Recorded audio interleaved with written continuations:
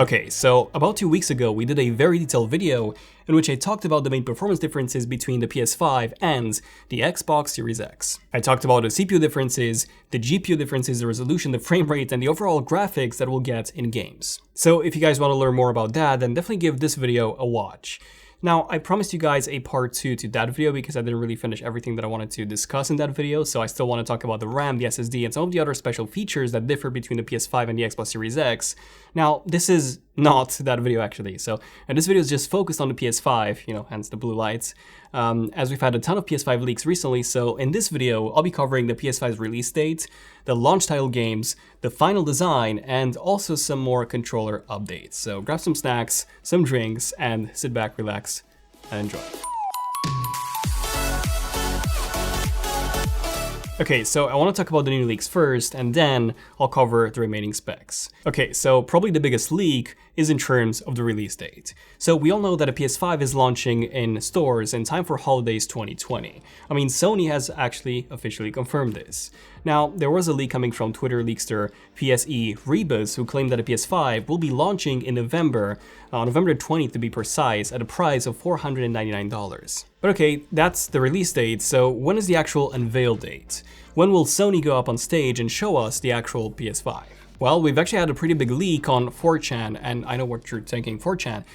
It's not really legit, but I'll get to that in just a second, so for now let's take a look at the 4chan leak. So this one came from an anonymous user who claimed to have some inside detail on the PS5, and he said that the unveil event is actually planned for February the 5th, 2020, so yes, literally next week, which is really strange. And I'll get back to that in a second, so what else? Well, he also claimed that a PS5 will be launching in October rather than November. He also claimed that the starting price would be $500 or £450 in the UK, and that there will be just one single model of the PS5 as opposed to Microsoft, who will actually have two models, which is something that I talked about in the previous videos. Now, in terms of games, the leakster claimed that PS5 launch titles will include Gran Turismo 7. By the way, I haven't really realized up until this point that it's Gran Turismo and not Grand Turismo. Has anyone noticed that, or is it just me? But yeah, Gran Turismo 7, MLB The Show 21, Demon's Soul Remaster, Godfall, which is actually the game that we've seen a trailer of, and that's something that I covered in the previous videos, and then Legends, which will apparently be a new IP from Sony. And apparently there will also be a few more games that won't come out just yet, but they will at least be teased at a PS5 event. And those games will be Horizon Zero Dawn 2, the next Spider-Man, a new sci-fi IP from Naughty Dog, I'm really looking forward to that, another new IP from Sony Interactive Entertainment Japan, then another IP from London Studio, Final Fantasy 16, and also a brand new Resident Evil. So that looks pretty awesome, but also pretty obvious. So we already knew that there's a new Horizon Zero Dawn game coming out because we knew that, it's in development, like the developers have said that. And, judging by how well the Spider-Man game was already received, it was quite likely that a new game was also in development. So this looks quite fake. Well, it could be, but here's something interesting. So there's actually been an actual gameplay footage shown of a Gran Turismo game running in 8K resolution on an unreleased Sony console. So this was shown at a private event in Japan by Sony, and also at IFA 2019 at the Sony booth in Berlin, Germany. Now, it turns out that I've actually been there myself and saw it with my own eyes. Gran Turismo running in 8K on an 8K television. So that's something that a PS4 Pro cannot do at the moment, so it might have been Gran Turismo 7 running on a PS5. Now, aside from this, the leakster claimed that the PS5 specs would be almost on par with the Xbox Series X, which is very likely to be the case, like I explained in our PS5 versus Xbox Series X video. Now, he did say that PS5 will be more powerful than the cheaper Xbox Lockhart model, but a big Series X will be more expensive than a PS5 and likely more powerful as well. So this was my prediction as well in our previous videos, that Sony will have a single console, a mid-range console, so to say, the PS5, while Microsoft will actually have two consoles, a low-end model and a high-end one, with Lockhart and Scarlett. Now, why do I actually think that this leak is legit? Well, the leaker also claimed that the PS5 slogan will be, "It's time to play." And it turns out that Sony has actually updated for a short while their Twitter profile on the European PlayStation account to say it's time to play. Now, the second reason why I believe that the 4chan leaks were real, or at least some of them were, is that game developer David Scott, when replying to a tweet from another user, he said that the PS5 is less than 4 weeks away. Okay, so a random developer said that the PS5 is essentially launching in February, and we should all believe that.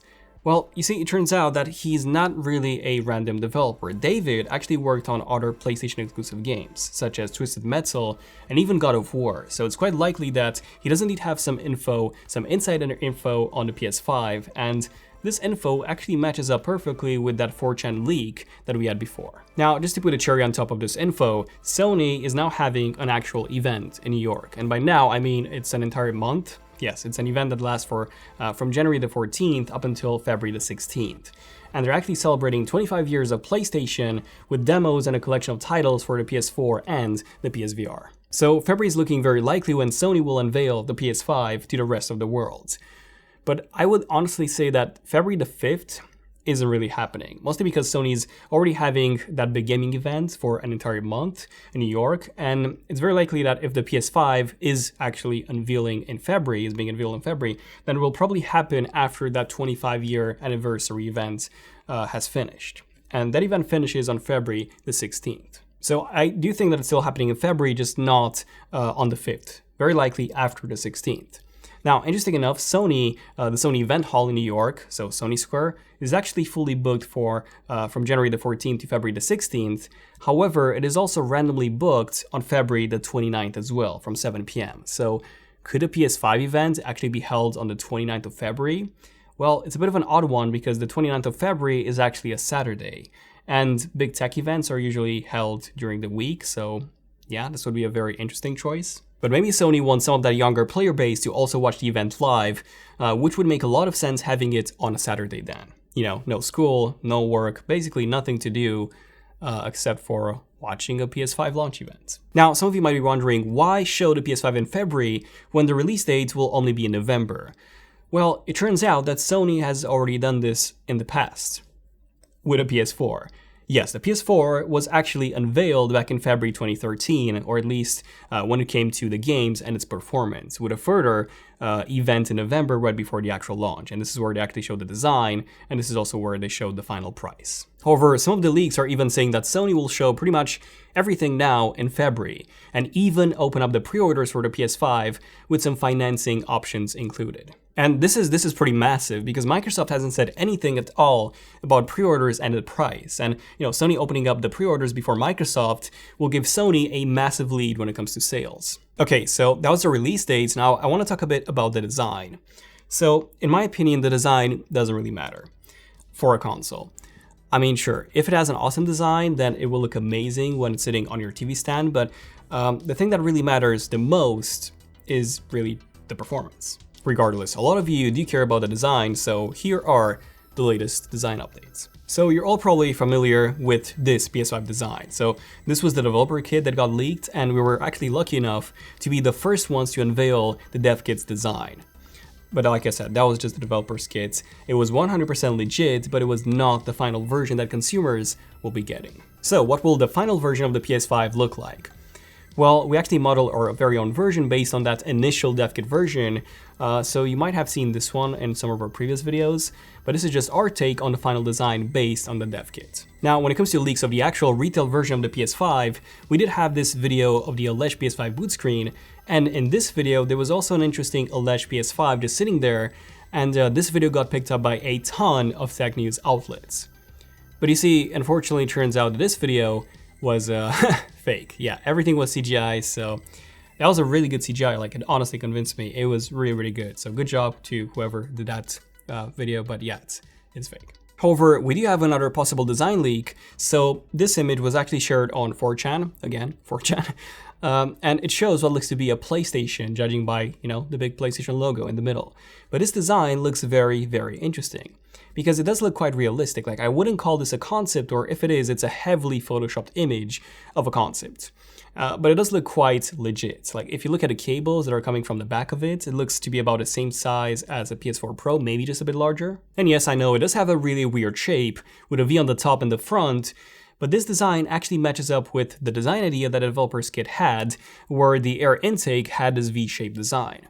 Now, in case you're wondering, why do I actually keep mentioning that V-shaped design? Well, that's because V is the Roman numeral for 5, you know, PS5.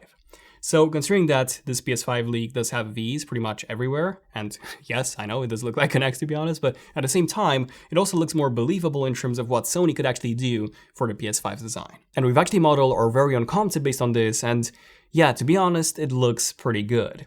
I do have to say that it looks much better in vertical orientation than it does sitting flat. Like, I don't know, sitting flat, it just looks so distorted and ugly, but standing up, that's how it looks like this thing was designed to be positioned in, especially if you take a look at the logo, the PS logo in the middle. It definitely has a sleeker design than Microsoft Xbox Series X. It's more futuristic in my eyes, but the Xbox Series X's design is a bit cleaner to my eyes.